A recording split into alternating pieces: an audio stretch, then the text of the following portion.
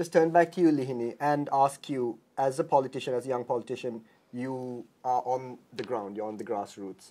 The economy is in a bad shape, even with the recent recovery. 7 million people have gone into poverty overall, 4 million extra in the last 2 years.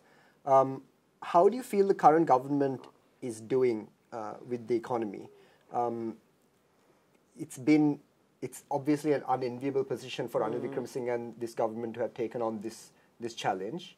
Some people say it's obviously an opportunism, that he's there because of a certain political opportunism as well. Yeah. But all things being equal, how would you rate your former party, your former UNP? How would you? So, looking at the entire political scheme, I think, Sri Lanka as a country, we are in a very unfortunate situation, because this is not a situation that just, happened overnight, but this was a situation that was created over the years due to bad policy decisions that have been taken repeatedly by different governments. I think collectively everybody must take responsibility for it, because we saw back in 2015 when the Yahapalana came, then prior to that, from 2005 onwards with the Mahinda Rajapaksa regime, some of the certain decisions that were made, the projects that were executed, whether our country deliberately went into this debt situation.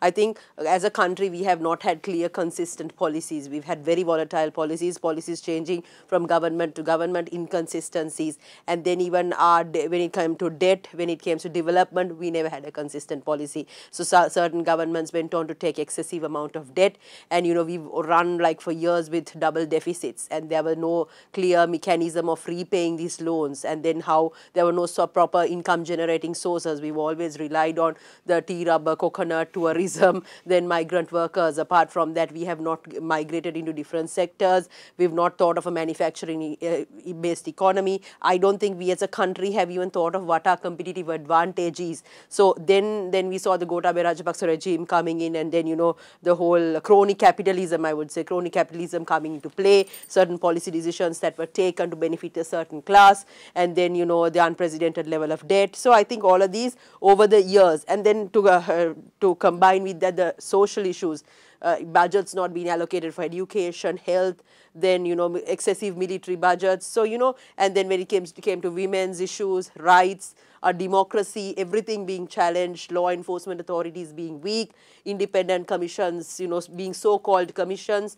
Then, I mean, if you take the constitution, you get the 3 organs where are supposed to be independent, but they're not, excessive powers in the executive, legislature being, politically skewed versus not playing their role, then bodies like the COPA just being bodies, but not beyond that. So, I mean, when you look at the whole total gamut per se, all of these have contributed to the present situation which we are in, which is extremely unfortunate. But I would say the present president has no choice. I mean, he was, I want to say this, he may be legitimate, but there's no legitimacy.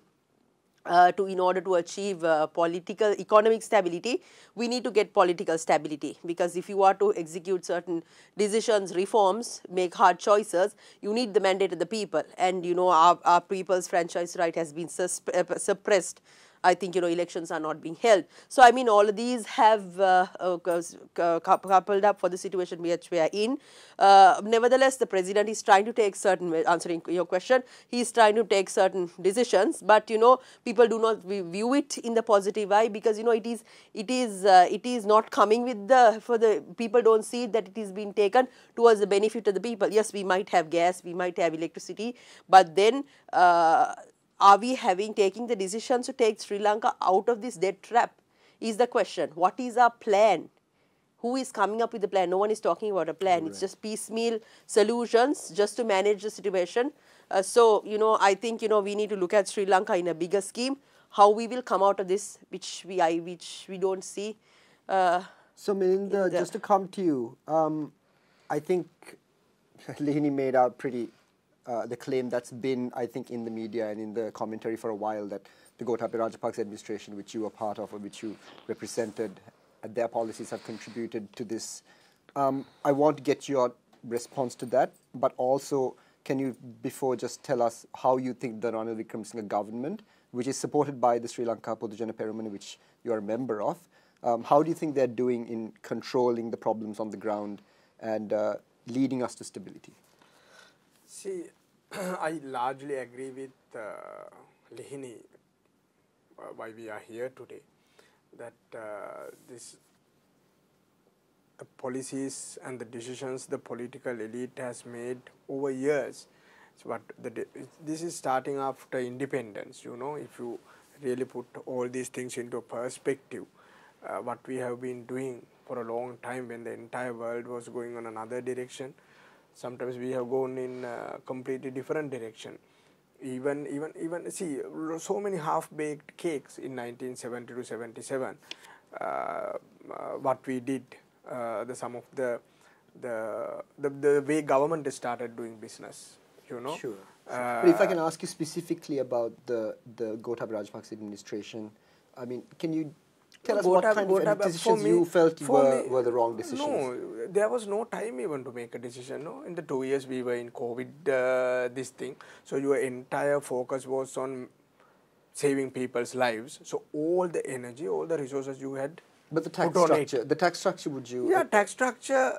So this is completely two different scenarios. The tax structure which put forward in 2020 or 2019 proposed, that was a completely different world we were in. Then suddenly COVID came and the entire social, political, economic system changed in a few months.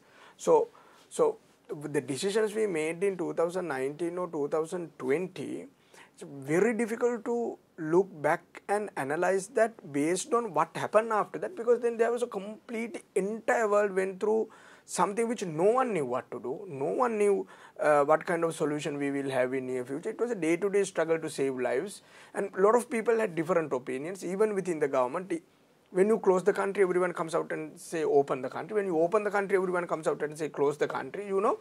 So all that contributed. I think Gotabaya Presidency even didn't have a time to move around, because your entire energy was on managing COVID. Then the post-COVID situation. But if I can focus on the current president, how do you, I mean, you have to obviously, as a member of the party that supports him in parliament, it's clear that you have to show some sort of support to the president. But I wonder if I can bring you to critique him a little bit on what you think he can be doing better, or what you think he could be doing different. No, it's very, because he comes from a very different ideology to yourself. It's very clear what we are supporting and what we are not supporting. Okay. So now first we have to look at, there was a legitimate president in this country who had a clear mandate, was elected from an election, and he was thrown out.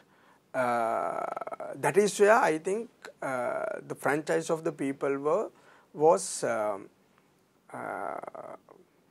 I think after a long time in this country, just the first thing happened in our recent history is the way our franchise was basically tarnished was what J.R. Jayawardena did very clearly. That was a massive black mark in Sri Lanka's history. Then what Yahapalana government did, postponing the provincial council election. That too happened in this country. So the same party was in power both times. Then what happened to the legitimately elected president was thrown out. Then in the given constitution framework, the parliament elected a president, and that president need 113 majority to pass the most of the bills in the parliament. And SLPP decided to support economic reforms. It's very clear what we are saying. SLPP is supporting president to do the economic reforms, and that is where we are. And we also think two things. Number one, the priority of the country at the moment is economic reforms. Sure. Number two, this president came into the seat promising that he is going to solve the economic issue. Sure. So we should allow him to do that now, and we are supporting him to do that. But there are so many other issues in the periphery, the social issues, the political issues, the other constitutional issues, that we don't have any commitment to support president. I think we don't have any commitment. The criticism is that the social issues, poverty for instance, is part of the economic issue. Yeah. And I think even the IMF, everyone has said we have to protect the poor, cash transfers, etc. Yeah. But while we are saying yes, we have to protect the poor, 4 million people have gone into poverty in the last 2 years. So so it's clearly not working. Yeah. So, I mean, before I come back to you, Milinda,